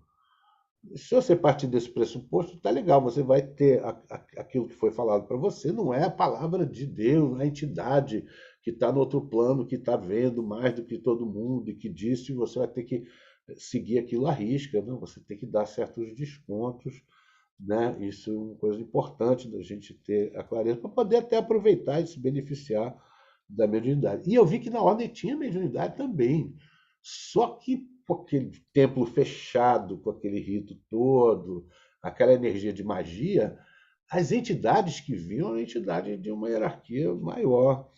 Ali não entravam obsessores, seres de coisas, não entravam porque o templo estava fechado, selado, né? E muito interessante, porque o fenômeno mediúnico continuava, mas não tinha aquelas incorporações como tinha, né? Eu peguei a Umbanda, né? Minha mãe sacudia muito. Depois, no kardecismo, no Ramatiza, as incorporações mais suaves, na Barquinha também. Vai mudando de nível, né? A mediunidade. E o grande Brahmani, que foi o que me iniciou nos rituais mais importantes, de passagem de grau, de sagração sacerdotal, era claro, ele estava lá na hora de oficiar o ritual, ele dava um sacudido assim, que o velhinho recebia uma força maior, que foi essa força maior que fez o ritual de iniciação. Não foi ele de cara limpa. Então, a mediunidade existe aqui também, só que ela está num patamar diferente, assim, né? E isso, o caminho do alto poder tinha muito a ver com isso. E o caminho do outro poder, que foi na ayahuasca e em outras linhas, que é exatamente esse, é o caminho de você se render, o caminho meio teúrgico, né? Você se rende para seres de luz que estão acima de você, a vontade divina, enfim, o self, o si mesmo, o Cristo interior vai te levar para caminhos que você, digamos assim, não queria, que o ego não queria ir, mas é forçado, como aconteceu com Jung e muitas outras pessoas, comigo, né? Então, é muito interessante, porque é uma combinação. Eu acho que o homem tem que tentar, pelos seus próprios meios e recursos, conhecimentos e métodos, fazer o máximo que ele pode pela religação, mas tem uma hora que você tem que se render e que o Espírito Santo ele sopra onde ele quer, né? E aí tem uma vontade superior que você tem que se render. E eu acho maravilhosa essa combinação, né, dessas duas dimensões, né? Então, para mim, por exemplo, um foco muito interessante de pesquisa seria o uso dos conhecimentos, o uso dos conhecimentos iniciáticos, eu usei muito, né, dos conhecimentos iniciáticos de hoje, das iniciações que eu pude ter, foram poucas. Eu gostaria muito de ter percorrido a maçonaria, eu já estou com idade, 33 graus, vou levar, quando chegar lá perto eu já estou morto. Aí tem um monte de livro de maçonaria, os 3 primeiros graus da ordem eram os mesmos, né, aprendiz, companheiro e mestre, e estudei bastante isso, e vivenciei bastante isso, mas eu gostaria, porque eu sei que na maçonaria, na Rosa Cruz, em níveis mais altos, tem mistérios e simbolismo que vão linkar com essas tradições ancestrais da antiguidade, que eu tenho uma paixão muito grande. Com certeza vão. E em 10 anos você faz esse percurso na maçonaria, no máximo. Se você fizer direitinho, mas se 10 você não anos perder, dedicado, né? Ele já dedicados. tem dedicado a outra coisa. É a maldição do Mayhem, cara, não dá para fazer tudo. Mas você está falando umas coisas aqui que eu estou ligando nos graus avançados da maçonaria, que é muito do que você falou, que tem essa parte. Não explicitamente, mas tem também. E na ordem martinista também tem. O próprio martinismo tem o La Chiosa, né? A ideia de que alguns dos rituais vieram de cima para baixo, incorporados, tem toda uma mítica em cima disso aí. Eu achei sensacional a tua palestra, assim, tem muito a ver mesmo. Eu acho que hoje vai ser o tipo de palestra que a galera vai querer assistir tipo, mais de uma vez, porque você fez várias conexões. Fala, Rodrigo. E para o praticante solitário, assim, como que ele monta um ritual, uma coisa legal para amplificar os efeitos do enteógeno? Você tem Eu, recomendações? olha, assim, no geral, eu desaconselho praticantes solitários que estão começando, né? Porque a ayahuasca, depois que você tem uma experiência boa, aí você pode fazer, assim, alguns trabalhos de busca da visão, né? Eu já fiz muitos de busca da visão, mas, assim, em solitude e tal. O ideal é ter sempre alguém para que possa fazer uma limpeza, por exemplo, porque às vezes a gente pega uma carga no meio do trabalho, na Arca nós temos essas ferramentas, não são todas as casas que tem, na Barquinha tem também. Fazer uma limpeza, fazer um encaminhamento, baixa um obsessor, você fica passando mal porque teve assim, entrou algum ser que quer perturbar o seu trabalho. Mas aí, por exemplo, o que eu posso falar? Tem o círculo esotérico, tem uma invocação para você fechar o círculo sagrado. Aí você tem várias escolas iniciáticas, tem do mestre Samael, que eu conheci também um pouquinho. Você tem um encantamentozinho pequeno de limpeza e o fechamento do círculo mágico em volta de você. Tem alguns procedimentos que pode fazer e, sobretudo, quem você vai chamar, né? Quem você vai chamar, qual deidade, qual mestre que você vai se conectar, pedir que ele possa te orientar, te guiar. O propósito ali é muito importante, né? O propósito é o que salva. Eu acho que eu costumo dizer que não tem nenhuma armadura, patuá, amuleto, nada melhor do que um coração purificado, um coração benévolo, né? Está buscando aquilo com bons propósitos, buscando realmente beneficiar todos os seres viventes, que é o voto que a gente faz na Arca, né? Você busca a iluminação para beneficiar todos os seres viventes, não é só para você ficar no nirvana, no êxtase, né? Mas para servir, né?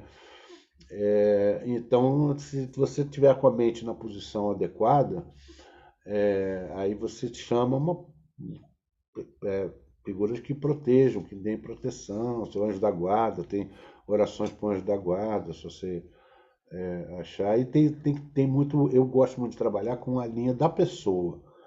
Né? Por isso eu falo muitas línguas. Na Arca nós somos uma espécie de poliglotas espirituais, porque é muito interessante isso, muito rico, porque o cara, e na terapia vida passada também, aí o cara é budista, então vou falar a linguagem do budismo, a pessoa é cristã, vou falar a linguagem da pessoa cristã, é um bandista, o outro é iniciado, cada um a gente pode falar adequadamente para aquela pessoa, né? E também trabalhar com as deidades, os seres de luz que estão ligados àquela tradição. Eu não tenho apego a nenhuma e tenho apego a todas, que eu sou amarradão em todas elas. E eu ia perguntar o que você é, não sei. Eu sou cristão, sou budista, sou sufi, sei lá, xamã também de vez em quando, muitas coisas. Então você escolheu uma deidade. Na Índia eles têm um nome muito interessante, como é que é o nome? A deidade que é a que te toca mais. E com aquela você se conecta. Eu me lembro uma vez, eu estava lá no Pai de Santos Candomblé, jogando búzio para mim, que eu passei, antes de fundar a Arca, passei por uma emergência espiritual, foi a noite escura da alma, 2 anos. Foi um período muito brabo assim, na minha vida, perdi minha conexão toda. Eu estava como o padrinho da Barquinha, estava num alto nível de conexão, de repente, bum, foi tudo embora. E me sentindo mal, quem olhava de fora parecia uma depressão. Só que eu entrei e saí sem terapia, sem remédio, sem nada. Foi um processo espiritual. Eu olhava no invisível, vi um ser no trono com uma mão. Aí o pastor, o pai de santo disse: olha, sua estrela é muito boa, mas ela está virada ao contrário. Qualquer coisa que você fizer agora não vai dar certo. Foi confortador isso.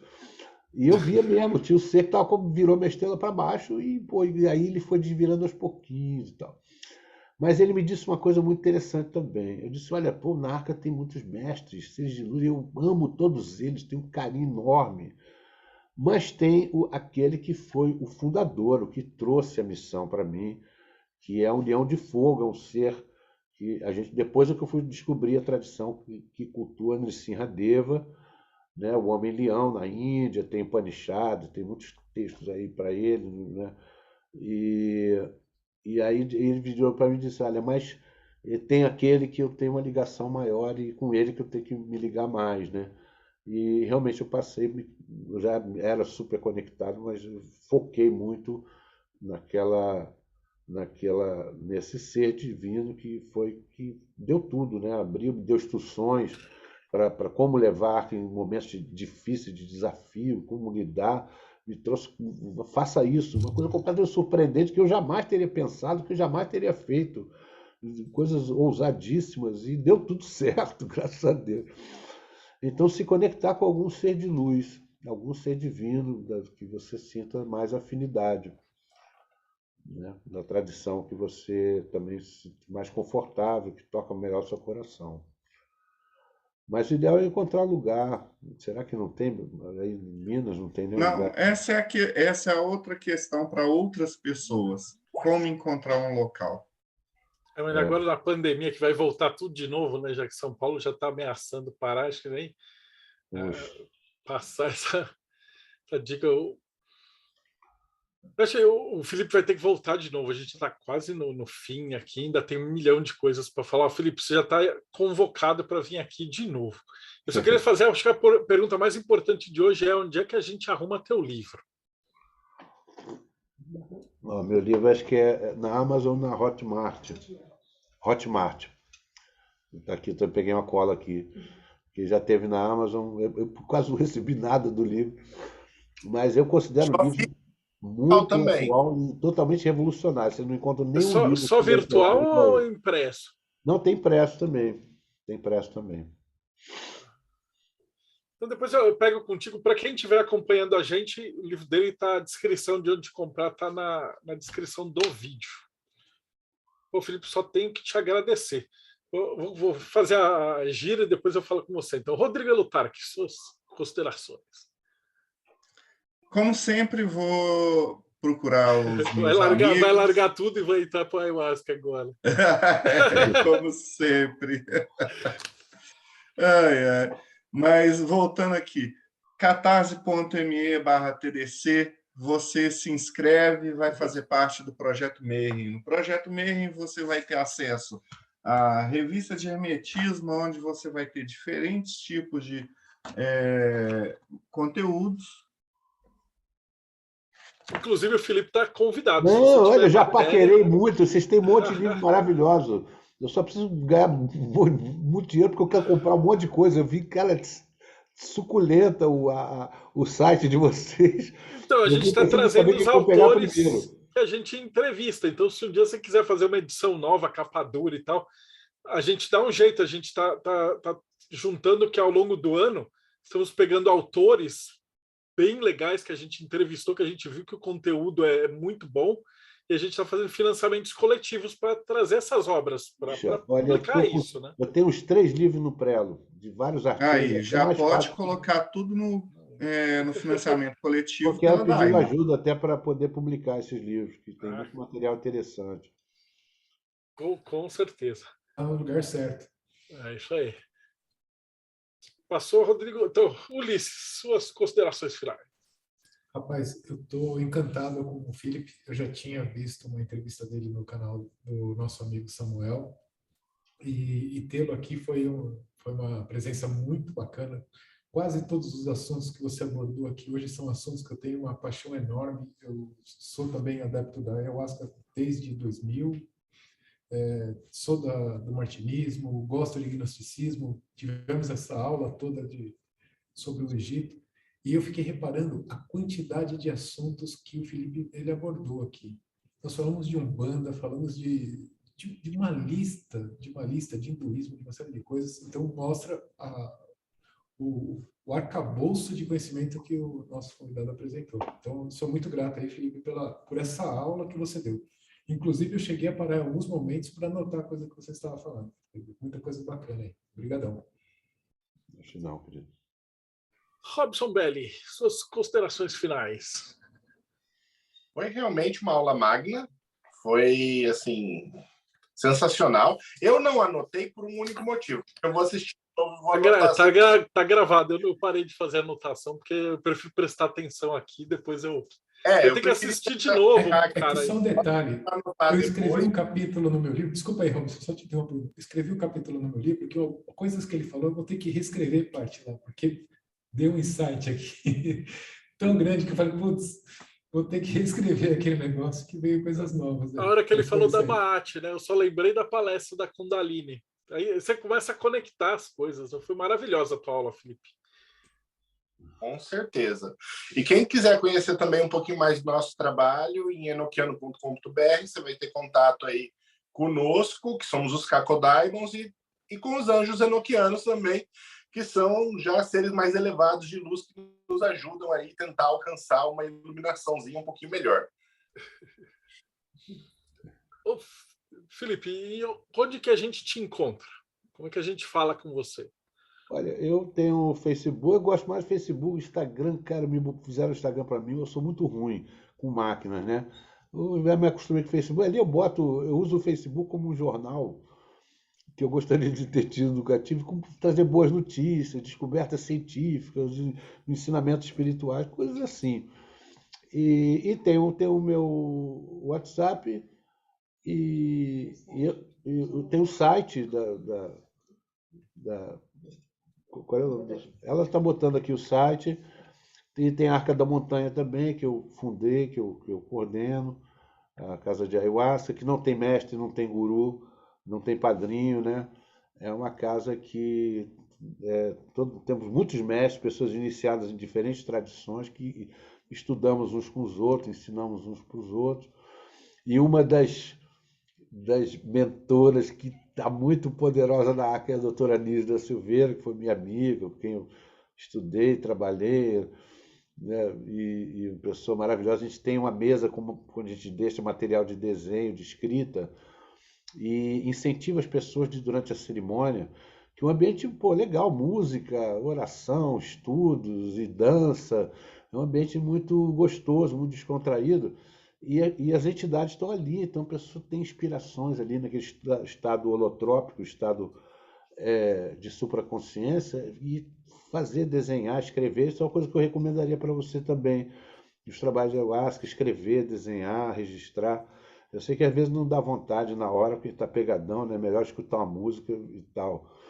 Mas eu já fiz meus tempos lá de juventude, eu fui fazer viagem de ácido no meu quarto, totalmente diferente. Tem cadernos, mais cadernos escritos, escutando Moody Blues, Pink Floyd, Santana, e gênios da pintura, lendo Hermann Hesse. Eu já tinha essa coisa de pesquisa e foi bom, né, para conhecer também os psicoativos sintéticos, para poder dar alguma opinião, mas as plantas são únicas, realmente. Para quem conhece as plantas, é tipo alimentação orgânica, e você comer uma coisa enlatada é totalmente diferente. E as plantas têm essas propriedades que eu não encontrei nenhuma. Mesmo o Stan Grof, que, né, eu sigo muito a linha dele na transpessoal, fez trabalhos incríveis, resultados incríveis com LSD, mas a ayahuasca está num patamar acima, né, em termos de complexidade, de sofisticação tecnológica, de poder de religação. Ela é muito única, assim. A ayahuasca, e tem alguns outros que eu fiz os estudos no meu livro. Eu tenho os Teonanatos, os cogumelos, a Jurema, que a Arca começou com Jurema, né? Então, tem muitas músicas para Jurema. Tem o São Pedro também, que eu conheci, tem o Peyote também, fiz várias cerimônias muito interessantes, tanto na Igreja Nativa Americana como entre os Huicholes, né? É um mundo incrível esse mundo. Os astecas tinham plantas para você entrar na floresta e espantar os animais. Tinham plantas de terapia familiar. Era uma ayahuasca purgativa que estava todo mundo brigando lá, tenso, aí dava aquela planta, um vomitava para caramba. Ah, você era lindo, eu não sabia. Fica tudo tranquilo. Tem planta para acelerar o crescimento das crianças, acelerar o processo de individuação, eu falo isso no meu livro. Tem plantas para muitos fins, muitos propósitos, é de uma riqueza incrível. Nós temos que estudar essas culturas ancestrais. E eu acho que com o conhecimento das iniciações, dos mistérios de hoje, e também das casas de ayahuasca sérias e boas que a gente tem hoje, a gente pode, estamos melhor equipados, e com a psicologia junguiana e transpessoal, estamos melhor equipados para compreender a mentalidade, resgatar a mentalidade desses sacerdotes iniciados do passado e a sofisticação que eles tinham. Né? Os encantamentos saídos para a luz do dia é um tratado de psicologia transpessoal. Né? Ali é muito interessante a relação do iniciado com os deuses, né? Os arquétipos, as forças de Deus mesmo. Eu não vou reduzir Deus a arquétipo. E ali, ora ele se humilda, ora ele ordena. É uma coisa muito interessante. Eu tinha um encantamento para ler. Você me permite ler no final? Fique à vontade. A proteção mágica paira sobre minha alma. Chego de Hermópolis para erguer o braço dos que estão fracos e desanimados. Eu sou a alma viva dos deuses. Fui iniciado na sabedoria dos espíritos servidores de Thoth. Em verdade, eu sou, eu próprio, o Deus da sabedoria, Saá. Em verdade, todos os deuses me protegem eternamente. Ó Osíris, devolve à minha alma sua natureza divina. Conduze-me ao longo dos caminhos da vida eterna. Meu verbo de potência cerca e protege meus domínios. A magia que sai da minha boca cria uma rede intransponível. Thoth, príncipe da eternidade, fala pela minha boca. Estou protegido por verbos mágicos de grande poder. Eu sou Horus, filho de Osíris. Aqui estou para ver Osíris, meu pai. Eu sou Horus, que percorre os milhões de anos. A palavra e o silêncio equilibrados estão em minha boca. Santifico com meu verbo as rotas do além. Perfeitas são as minhas palavras de potência. Eis o Deus grande sem limite, cuja voz misteriosa desperta as divindades ocultas em meu coração. Estou de posse das forças mágicas do Deus Leão. Meu rosto é semelhante ao de um Deus poderoso. Eu sou o Senhor do poder. Concedei-me saúde, força, triunfo na terra, no céu e no mundo inferior. Eis que recebo em minhas mãos a arma sagrada e atravesso o céu. Eu sou o Deus Leão, percorro o céu a grandes passadas. Eis que, tendo meu arco, abato minha presa. Agora chego aos canais e passo através do olho de Horus. Em verdade, eu mesmo sou o olho de Horus. Deixa-me avançar em paz. Todas as regiões, todos os deuses e todas as deusas do céu e da terra concorrem para o triunfo de Horus, filho de Ísis e Osíris. O olho divino de Horus me santificou. Salve, ó príncipe da luz. Em verdade, sou digno de adornar tua cabeça, ó Deus Amat, pois meu poder aumenta dia a dia. Agora cheguei a ser o grande mago divino, e nada escapa ao meu olhar. Eis que escolhi e reuni todos os membros dispersos do grande Deus. Agora, depois de ter criado completamente um caminho celeste, avanço por esse caminho. Acho muito interessante, sim, a identificação do iniciado com as divindades, a força que isso traz, né? Eu fico imaginando, né, isso em egípcio, lá na língua original, como é que devia ser naqueles cenários, né, assim, do Egito Antigo. Fechou com chave de ouro, não tenho mais nada para falar. Ô, Filipão, obrigado de coração, cara. E você vai voltar sempre, você sabe que você já é da casa. E fechou com chave de Admiro ouro. muito o trabalho de vocês, cara. Pô, fantástico esse trabalho que estão fazendo. Eu conheci o Aloysio aqui com você.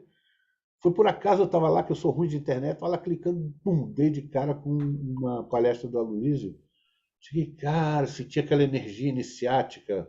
A gente está publicando um livro dele agora. Esse mês entra os livros dos filósofos. Alimentar disso, para trazer para a Arte Mais. Fantástico. Eu me despedi aqui, né? Você que acompanhou a gente até agora, então não esquece, dá like, segue, dá o sininho, segue o canal e a gente se vê aí no próximo Bate-Papo Mayhem.